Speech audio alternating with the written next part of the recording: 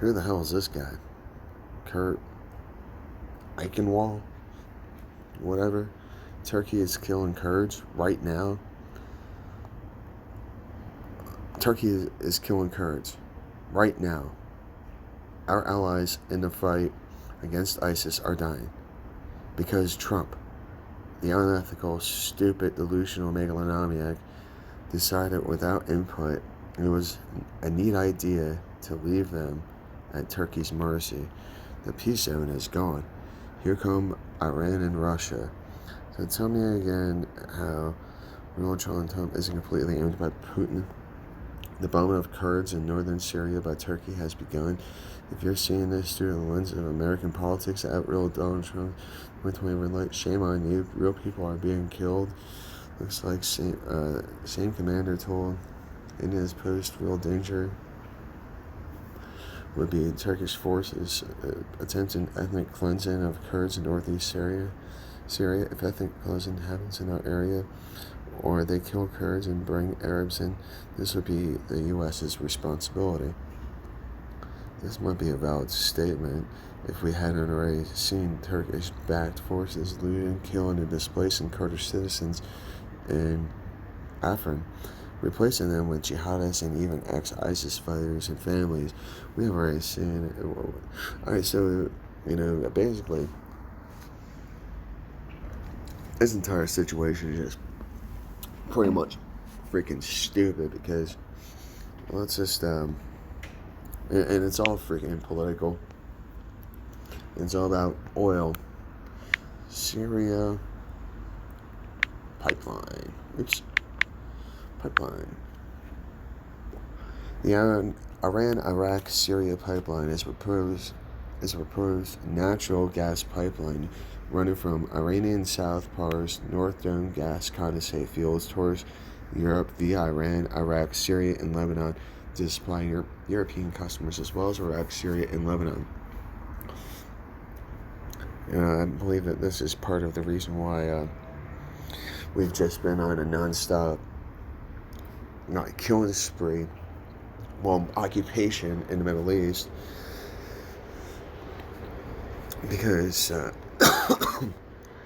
the propagandists that are initiating these global conflicts are economic assassins, and they need support, and so we use the disguise of diplomacy to send more time and effort overseas to battle these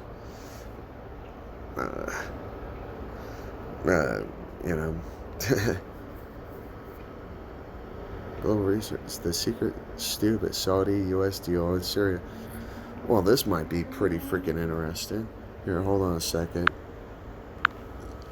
See, this is why research is so freaking awesome, because but it's kind of hard to gather people to really believe in such. But the details are emerging of a new secret and quiet, stupid Saudi-US deal on Syria and the so-called ISIS.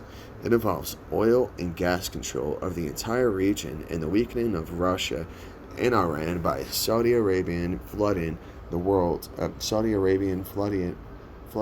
market with cheap oil.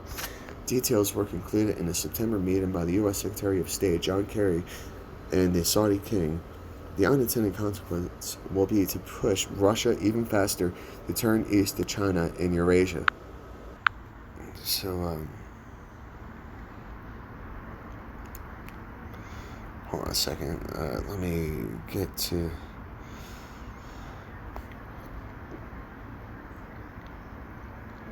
the citation.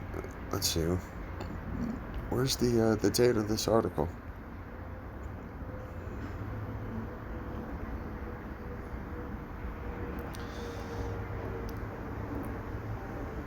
Where's the date? So 2012.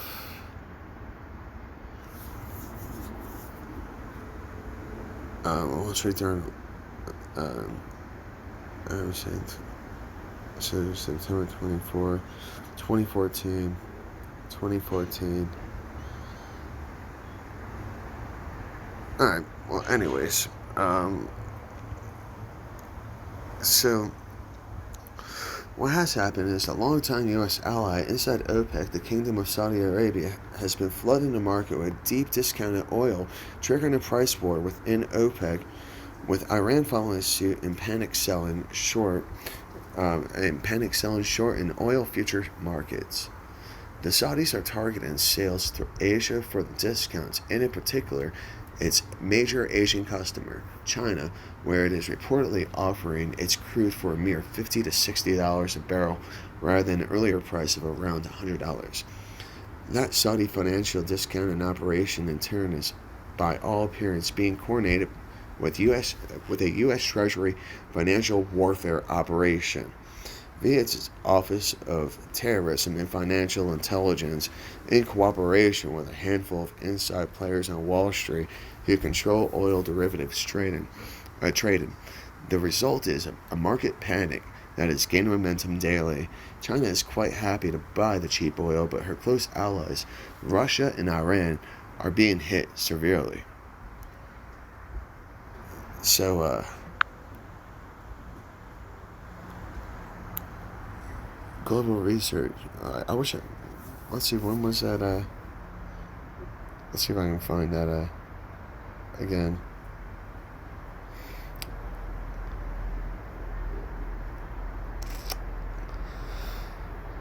Well, when was this made? Hold on a second. Well, it says 2 years and whatnot. 2 years ago, and with that being said, well, look at what Iran has been doing. Then there's the attack on Saudi Arabia oil fields that, was really an attack that was, so clear cut and dry and proven. There would be a response. Epstein, is kind of out of the picture. Again, Hillary Clinton is coming up to, start the feminist and cuck revolution. We have these kids that are freaking skipping school and being driven insane by the fear of climate change. But, the thing is that, what's substantial about reading articles like this is that they happened years before actual events took place. And I just strongly implore people to really understand what the hell is going on here, because this is all set up. Nothing happens by accident. And people can say, "Oh yeah, we're pulling out of Syria because Trump is kissing Putin's ass," and essentially that's not the case, because whose ass are we kissing? Saudi Arabia. This gets into the religious aspects of it. Well, here, let's actually freaking, hold on a second. The Saudis don't like Assad, and on September 11th, U.S. Secretary of State Kerry met with Saudi King Abdullah at his place in a palace on the Red Sea. The king invited former head of Saudi intelligence Prince Bandar to attend. There, a deal was hammered out, which saw Saudi support for the Syrian airstrikes against ISIS on condition Washington backed the Saudis in toppling Assad, a firm ally of Russia and a de facto of Iran, and an obstacle to Saudi and United Arab Emirates' plans to control the emerging European Union natural gas market and destroy Russia's lucrative EU trade. A report in the Wall Street Journal noted there had been months of behind-the-scenes work by the U.S. and Arab leaders who agreed on the need to cooperate against the Islamic State, but not how or when. The process gave the Saudis the leverage to extract a fresh U.S. commitment to beef up training from rebels fighting Mr. Assad, whose demise the Saudis still see as a top priority. So the religious aspects of things, and that's important because we're talking about Mesopotamia.